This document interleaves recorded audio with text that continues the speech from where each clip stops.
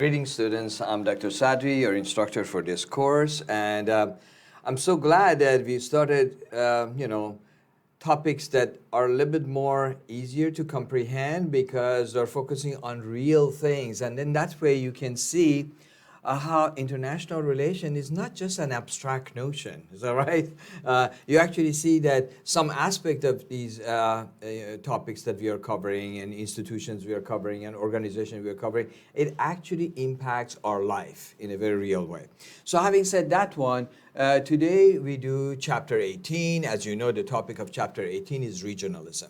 Now, in this module, obviously, we are focusing on this notion, but something that I thought, probably the author of our chapter, they could have done a better job would be by showing us how this topic fits into a larger what category. And this topic, fits under the general category of economic and political relation in our contemporary world. So one aspect of it obviously happening at the regional level in one particular geographic region of the world. And the next section we are going to cover in the next module is going to focus on what is known as international political economy, which is at a global level. Now, when we talk about regionalism and regional organization, that should not be a completely new topic for us. As you can see, your text has focused on first the evolution of these organizations. Then it really spends quite a bit of space covering European Union all the way from its very, very modest beginning. And then it talks about actually a regional organization among developing countries, ASEAN, is that right? And then it obviously concludes the discussion. So these regional organizations are to promote basically regional cooperation. And we can say that in general, these organizations are like a subcategory of international organizations that we have already kind of discussed here and there. So you might say, well, how would we define this regional organization? To be very honest with you, defining what is supposed to be regional is not an easy thing. It's not always a geographic area, okay? Because a geographic area gives it some flavor, but actually there are a lot of other factors that bring it together. So in that regard, these countries that there are in so-called same geographic region, they're creating among themselves some kind of alliance. So that cooperation is as a result of that. But we can say that there are other factors beyond geography that contributes it to that type of relationship. Political factors, economic factors, cultural factors, they all contribute to the first one, geographic one, to bring them and make sense out of it. And in that regard, we can say it's more of a self-defining concept, and the membership of it would have that type of characteristic. Okay, so what about regional cooperation and regional regimes? We can say that regional cooperation is usually pursued by states because they have some objectives in mind. They want to achieve something. They want to do something, okay? And many of these organizations, very frankly, their interest started by concentrating on economic business aspect. Well, doesn't those type of issues, they deal with our life on everyday basis, okay? So that's what I'm telling you, that these things are a little bit more easier to understand as opposed to some of the conceptual, chapters that we had dealing with theories. It was necessary though. You need to know about that. So when somebody taking an introduction to international relation, they have to know it. But here we're getting very, very practical. So over time, we can say the regional cooperation has basically led into regional development, and this regional development has established some kind of like regional regime. All right. So what is this regional regime? Basically is it refers to a set of like principles, norms, rules, decision-making procedures that they all work together to serve a particular region in the world. And such regimes can include a variety of topics. It could be talking about governing trade, regulating trade, nature of political system, or human rights. Okay. So one of the probably notions that you saw in these chapters were the two approaches of functionalism and neo-functionalism. And you might want to, know what is it all about. Well, I think the chapter did a very nice job of discussing each one, but it didn't say why it came about. All right, let me give you the big picture. The big picture was, generally speaking, when the countries in the world, they're fighting one another, let's just focus on two. Let's forget about countries, is that right? Two countries, next door to each other, is that right? I mean, perhaps the best example of that would be, let's say, France and what? France and Germany. If you think about history of Europe, many of the wars in Europe are basically defined in terms of some kind of, conflict, dispute, or end up in a war between what? Some version of Germany and some version of France. If the France was a kingdom, if the France was an empire, if the France was a revolutionary state, depending on what stage of, life of France. Okay. So what are these two strategies? These two strategies is if you want to prevent war, okay, you either have to keep these countries that are next to each other and fight one another separate from one another. I mean, I'm sure you have seen it. We have seen it in regular human being activities. You go to a bar in, I don't know, somewhere downtown Florida, Orlando, and then you see that, for example, some dispute happens between two individuals. What happens? The bouncers or, the coolers, they go over there, they try to separate them. Then cool them off. Is that right? Okay. Well, guess what? You can do the same thing with states. Either you can separate them. Is that right? But let me tell you, in the long run, that whole notion of separation doesn't work. States that are completely separate from one another, they're going to always have some kind of grudge against each other, and they're going to eventually what? Fight. You see, we see it all over the world, all right? You see it in the Middle East, you see it in Africa, you see it in Asia, you see it in Latin America. It's everywhere, okay? So what is the other strategy? The other strategy was suggested by a European scholar by the name of David Mitrani. David Mitrani said, look, the other way of preventing war or decreasing the chance of it is instead of just separating these people, you might want to immediately separate them if they started almost fighting one another. Is that right? But in the long run, the best thing is just try to bring them together to work together toward a particular goal that they both have, or function, or objectives, or whatever. That's where functionalism comes from.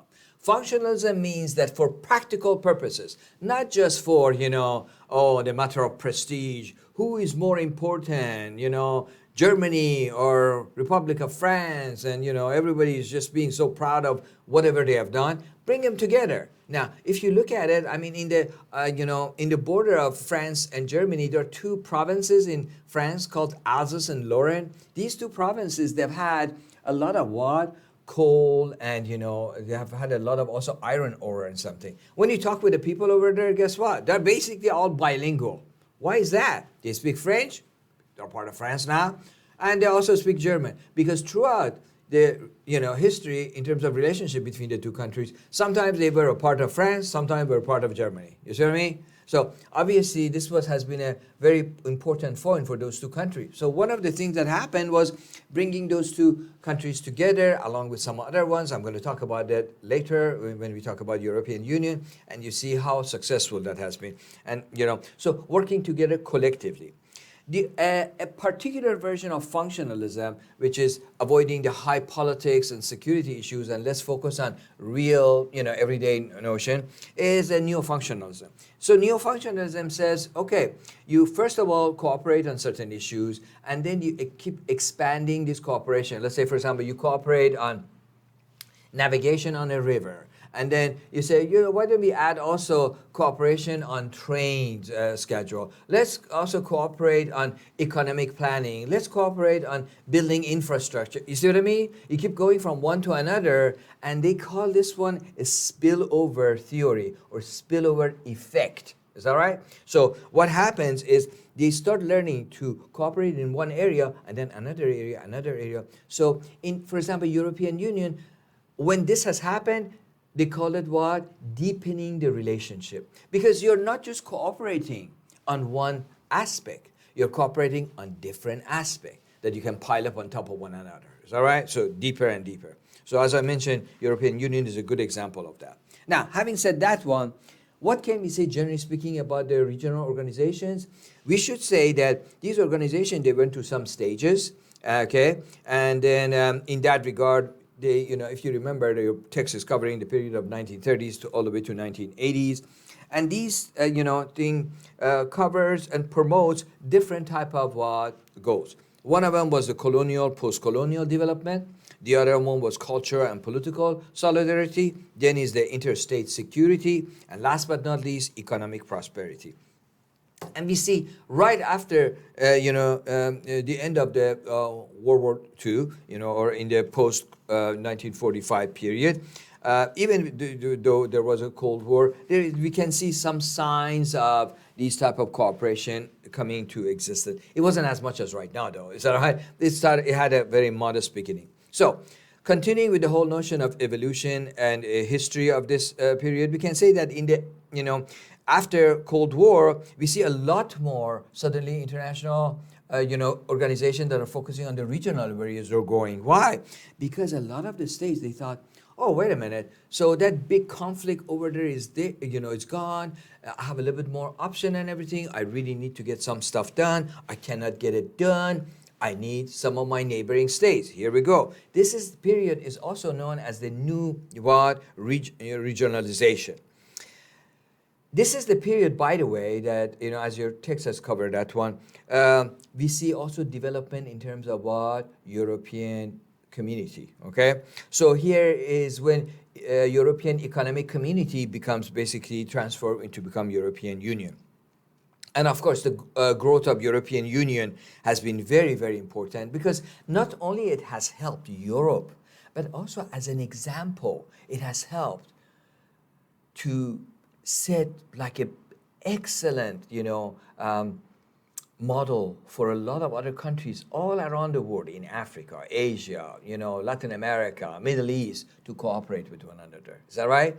Because if Europeans who've been fighting one another, they can agree with some stuff. What? Do we have anything less than that? No, so here we go. This is important. Another one is the nature of the post-Cold War era, that it requires some kind of cooperation. Is that right? I mean, now states, they have issues way beyond the control of themselves. So to handle it, they need that one. So one factor right here is acceleration of globalization. Remember, that globalization is one of the major themes of your text. Is that right? I mean, I wouldn't say that's one of my, perspective, but it is an important issue that I want you to remember. Why? Because the textbook basically sets the agenda for what? For a course. And I chose this textbook, as I mentioned, this has been, the newest, introductory IR book that came about. It came out actually April of 2023. So I thought it's the most updated because it actually talks about conflicts, most recent conflict, one of them being what? Russian invasion of, Ukraine. Okay. So, and it also deals with a lot of free trade issues that are very, very practical. And also there is the whole idea, which is very interesting, is that, right, the intrastate conflict. When I say intrastate conflict, we're talking about conflict that within the state, not just a conflict between this state and the next door state, you see? So that has come up. These conflicts within the state, sometimes they create refugees. Well, guess where the refugees go? They don't go to space. They leave one country, they go to another country. Is that right? So there is need for cooperation. Now, having said that, let's focus on the most successful example of a regional organization, and that is by far what nowadays we call European Union. It didn't start like that, okay? It started very, very modestly. So European Union is the most developed one. It has a lot of interesting date that goes to 1950. It started with only 6 states. I'm going to talk about those. But nowadays, it covers like about 27 states. Is that right? So one thing that your book doesn't cover, and I wanted to let you know that the 6 countries that they came together to actually establish in 1951, the Treaty of Paris, the European Coal and Steel Community, is that right? It's known as ECSC, is that right? That is basically the pioneer organization that eventually became what the nowadays European Union. That didn't happen in a vacuum, okay? Remember which countries there were. They were what we call the Benelux countries, Belgium, Netherlands, Luxembourg, and the three big ones from the world continent, France, Germany, and Italy. Okay, so France, Germany, and Italy, they didn't have really much of a cooperation in that regard before, but the Benelux countries, those first three ones, the little ones, they already had, going back to 1922, and I thought the text didn't give it enough, credit, very frankly. They already had some experience in terms of cooperating with each other. Is that right? Smaller countries, okay? So I think that is something that unfortunately a lot of the literature of integration and regionalism forgets. We should give a lot of credit to those three little countries because they became basically the role model than the three big ones associated with this notion of steel and what coal, because steel and coal is the foundation for industrialization. Steel and coal has been traditionally the cheapest fuel, is that right? Still in many countries use it. We Americans use it, is that right? And beyond that one, steel is the essence of any industrial product. From a needle you use to sew your clothes, is that right? All the way to tanks and ships. You see what I mean? So that's why those 6 countries, they came together to establish that. By 1957, I know this is all way beyond, life of any of us, but by 1957, the Treaty of Rome, they actually established what they call the European Economic Community, or EEC. By 1967, EEC becomes European Community, or EC, and by 1992, after the Maastricht Treaty, they become what? European Union. All right. What are some of the theories that would explain this type of integration? Well, there are at least 5 of them. One of them is federalism. Okay, you might say, well, wait a minute, federalism, is that like the system that we Americans have? Yes, to a degree, if you wanted to think about it, that's true. If you think about when our founding fathers established a system, based on the Constitution that we had in the U.S., right at the beginning of the period of our independence, it was called the Articles of Confederation. Articles of Confederation, that Constitution had established a confederation, which means that the states had a lot of power, and the national government, which was, in Pennsylvania and then later on in D.C., had very little power. Okay? Now, when Shays' Rebellion happens in Massachusetts, and the governor of Massachusetts suddenly sends a message to, General Washington, and he says, please send me some troops. And he says, what troops? Now remember, we didn't even have what? National armies. The army that, Washington, was using was basically militia coming from each one of those colonies. Is that right? So then they became a state. So he said, I'm sorry, I don't have anything to give you. And many of the militia in Massachusetts, they were kind of, sympathizing with Mr. Shea because he was a soldier. Is that right? Massachusetts soldier. He comes back to his home after the Revolutionary War. What does he see on the door of his home? Oh, this home has been confiscated by what? By the bank. All right, so here we go. So he's upset, and nobody can help him. So and he was not the only one, by the way. Is that right? There were a lot of people like that. So when that one happened and Shays' Rebellion occurred, a lot of people, they discovered, what? There is some major weaknesses in a confederation. Confederation doesn't have much of a power in central government, and sometimes we need to make decisions quickly. So then we went to that, as you know, constitutional what? Convention. And the founding fathers, they said, oh, don't worry about it. We are just making some minor changes. In reality, they changed completely the system from a confederation to a federal system. In a federal system, like a confederation, there is a national government, yes, and our state. But the federal government is very strong, much stronger than in confederation. Confederation, national government is at the mercy of the what? The states. So in that regard, many people, they suggest that, federalism is a good way of integration because the smaller units, they come to build a much stronger, bigger unit, while the state, they still have some sovereignty over certain issues. And the next notion is intergovernmentalism.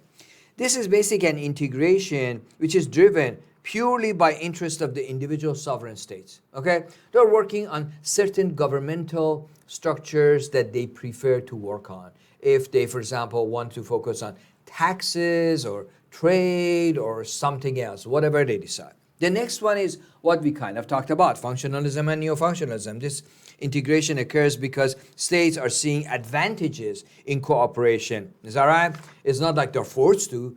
There are advantages of cooperating with each other. So, you can save in terms of, precious, human and natural resources you have. The next one is the, governance, approach. And this is interesting because it explores the role of multi actors in policy making. This would include, for example, a lot of European Union institutions, member states, and even what non-state, organization. Last but not least, the fifth one I would say is that the policy network analysis. And in this regard, it focuses on the network of actors that are responsible for decision making and the relationship among what them, these states. Okay, having said that, now let's say a few words about what about the European Union, structure. Take a minute and think about it. You read the chapter. Do you remember any of those? I can give you a hint. There were 7 of them. Okay, I just go over them very, very quickly because I thought the text has done a beautiful job, and I don't want to insult your intelligence. Well, the first one of these is European Parliament, which is basically like an EU legislature. Then there is the European Council, which comprise the head of the states and governments of the member state. Then there is the Council of European Union. This basically is made up the representation of of member states, or representative, better to say, of a member state. Then is the European Commission, which is basically the EU's executive body. Next is the European Court of Justice, which basically suggests that it's going to act like the European Union's high court. In every, I guess, major organization, there has to be a high court to make a decision based on legal aspect. Then there is the European Central Bank, which oversees the monetary policies. That's very important. And last but certainly not least is the European Court of Auditors, which is basically European Union independent external auditors. Now, your text has gone quite a bit describing the history, data stats, successes and failure. I leave that part just like a little story that you can focus on easily. I'm not going to repeat it. I'm not going to insult your intelligence. But I can summarize what we just talked about by suggesting that European Union, like anywhere else, has some successes and some failures. What are some of the successes? One of the successes is the single economic market, freedom of movement of goods, services, capital, and labor. I think your text focus only on goods, capital, and labor. But service is important. Is that right? Like all those tourist services is important. Computer services are important. Banks are important. These are all service. This is not goods, So I would add that one to what your text has talked about, which your text basically focuses on goods, capital, and labor. All right. I guess they're looking maybe at this, service also as some type of good, but, service and goods are different things. Okay. Then another very successful example of their accomplishment is the currency, euro, okay? And euro is a very, very strong currency. It's not something to laugh about, all right? And I remember when I was a kid and my dad was in diplomatic service and we were moving from one side of Europe to the other one. Oh my gosh. After a while, like for example, if you would go for a little trip to like 3-4 countries, your pocket was full of a lot of change, and nobody would take the change. Everybody would take, if there is, the bills, you would take the bills to the banks and you would exchange it for the next country's currency, but nobody, so, we would always come up with a lot of pocket worth of those stuff, So I think euro has made it so much easier because there's one currency that majority of the European Union countries are using it, all right? And nowadays that things have gone so much with credit, use credit card and it charges on the euro and it makes the transition so much easier. Can you imagine? It makes the job so much easier in terms of bureaucracy. All right, what are some of the other stuff? Economic prosperity. Europe has grown quite a bit. Thanks, many part of it has been to European Union. And also it created even deeper peace.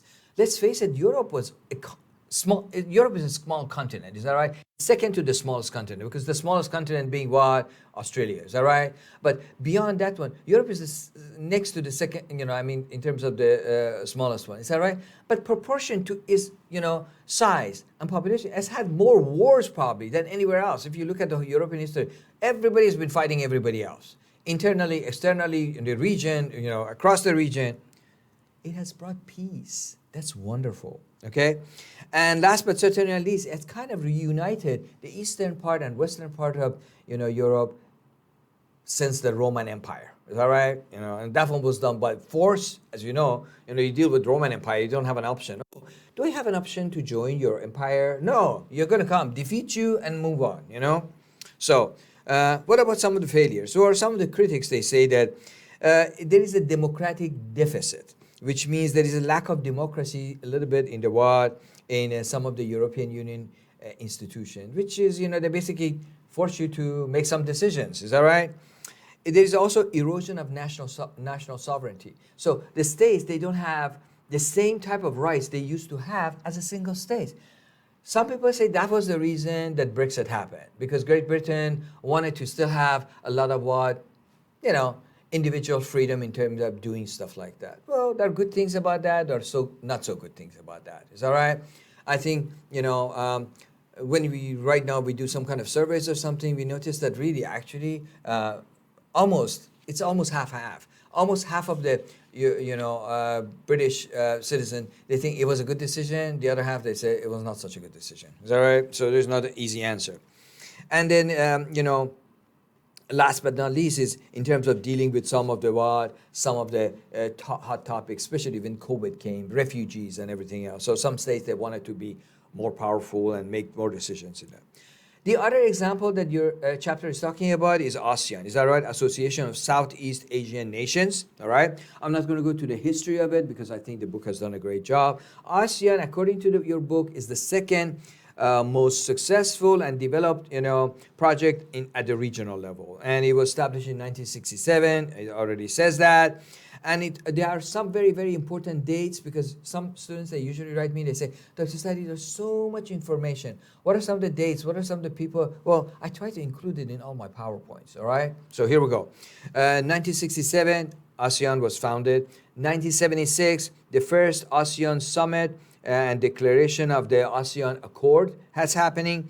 2003, ASEAN Accord number 2 is, signed. And then 2015, ASEAN Community is what created.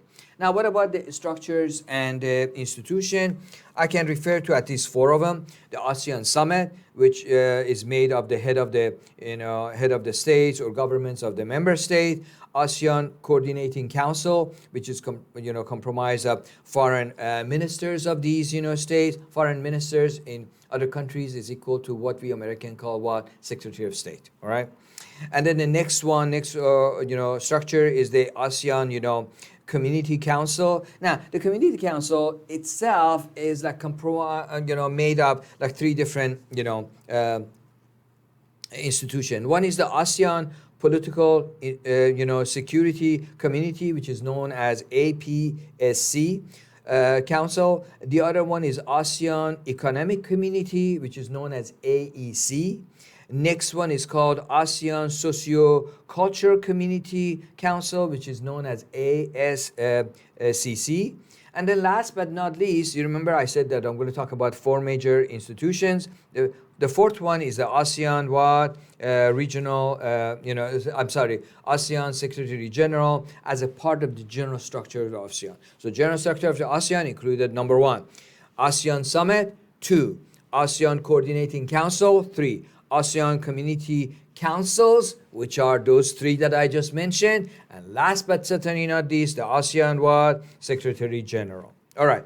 What are some of the successes and the failures of this one? Because nobody is perfect. Is that right? So here we go. Successes. Many people, they suggest that it has been very helpful in terms of establishing the largest free trade area in the world, because it includes a lot of countries. Is that right? Then this has, by itself led to another success, which is economic prosperity. That part of the world used to be considered a basket case. My goodness gracious. Now it's growing like crazy, I mean, look at all those countries like Singapore and Vietnam that was, actually, not so developed, or others, and Thailand and everything. And they're all like growing like crazy. And then, of course, the political and social progress that it has brought. And last but certainly not least, peace. Is that right? So what do you want from an organization? It gives you prosperity, it gives you cooperation, it gives you peace. That's pretty good. Is that right? Okay? So, last but not least thing we're going to say is a few words about the failures. No organization is perfect. So here we go.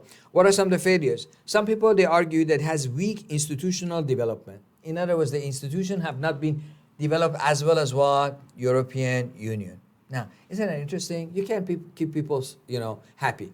When the institutions are really well developed, like Europe, they say, wait a minute, there are too many institutions. When they're not developed like this one, they say, oh, they're too weak. Is that right? So here we go. But I just wanted to mention that this is one of the criticism of some people. The other one is a lack of improvement in democracy, okay, and human rights. Some of these countries, yes, economically they're developing very fast, but let's face it, they're not all real democracies. Is that right? Full-fledged. Some of them are not. Like Singapore is great. Is that right?